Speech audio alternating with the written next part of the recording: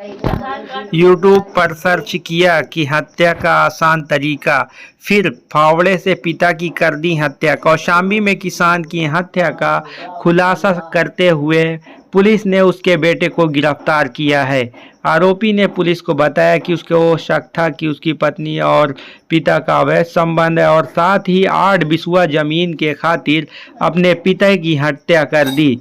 जिसके बाद उसने यूट्यूब पर सर्च किया था कि हत्या कैसे की जाए, हत्या का आसान तरीका, और तरह तरह से हत्या के बारे में यूट्यूब पर सर्च किया था। फिर मौका देख उसने फावड़े से वार कर पिता को मौत के घाट उतार दिया। उत्तर प्रदेश के कौशाम्बी में किसान की हत्या का खुलासा करते हुए पुलिस ने उसके बेटे को गिरफ्तार किया। पुलिस ने बताया कि बेटे ने ही अपने पिता की धारदार हथियार से हत्या कर दी।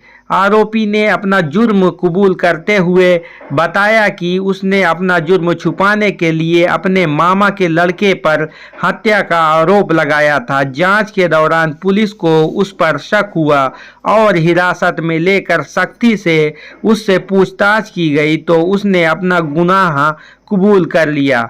आरोपी के पास से हत्या में इस्तेमाल किया गया हथियार भी बरामद कर लिया गया है। आरोपी ने पुलिस को बताया कि उसे शक था कि उसके पिता का उसकी पत्नी से अवैध संबंध था। जिसके बाद उसने यूट्यूब पर सर्च किया कि पत्नी के प्रेमी को कैसे मारा जाए। इसके बाद 13 मार्च की रात उसने अपने पिता गेहूं के खेत में सिंचाई कर रहे थे और वो कुछ दूर पर जाकर सो गया। मौके पर उसने फावड़ा उठाया और फरसा से प्रहार कर उसे मौत के घाट उतार दिया।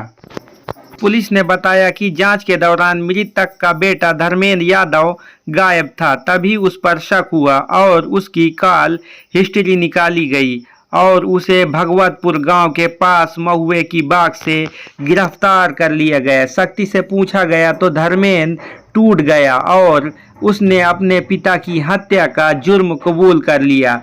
पुलिस ने गिरफ्तार कर उसे जेल भेज दिया है। ब्यूरो रिपोर्ट मेराज से कौशाम्बी न्यूज़ नेटवर्क।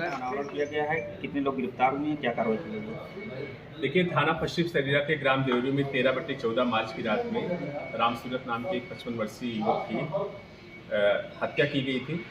उसके चेहरे पर धारदार और कुंद हथियारों से हमला किया गया था। घटना के अनावरण के लिए कई टीमें लगी हुई थी और जिन लोगों की नामजदगी FIR में की गई थी उनसे पूछताछ की गई और ये पाया गया कि उनकी नामजदगी गलत है। जो शक हमारी विवेचना करने वाली टीम को मिला वो उसके बेटे के ऊपर गया। दरअसल ये जो मृतक है इसने ये अपने ननिहाल में थाना मंझरपुर के फेलखा गांव में रहा करता था। वहाँ इसको 20 बिस्वा जमीन पट्टे पर मिली हुई थी जिसका इकरारनामा इसने 2 लोगों से 5 लाख रुपए में किया था। बेटे का इसका ये मानना था, जो धर्मेंद्र को आज हम लोगों ने अरेस्ट किया है, उसका ये मानना था कि इसकी कीमत लगभग 40-50 लाख रुपए है और मेरे पिता ने जो है ये 5 लाख रुपए में इकरारनामा कर दिया है। उसको कैंसिल कराने के लिए कई बार अपने पिता से कहा, वो नहीं माना। कुछ उसको उसके चरित्र पर भी संदेह था और कुछ वो ये चाहता था कि अगर हम अपने पिता को मार देंगे तो हमें सरकारी सहायता भी मिल जाएगी, इसीलिए उसने प्लान करके इसे मारा था। जब हम लोगों ने उसे पकड़ा तो उसने अपना जुर्म कबूल कर लिया है। जो आला कत्ल है, फरसा और जो पत्थर है जिससे उसकी चोट पहुँचाई गई थी उसको हम लोगों ने बरामद कर लिया है और आज वो जेल भेजा जा रहा है।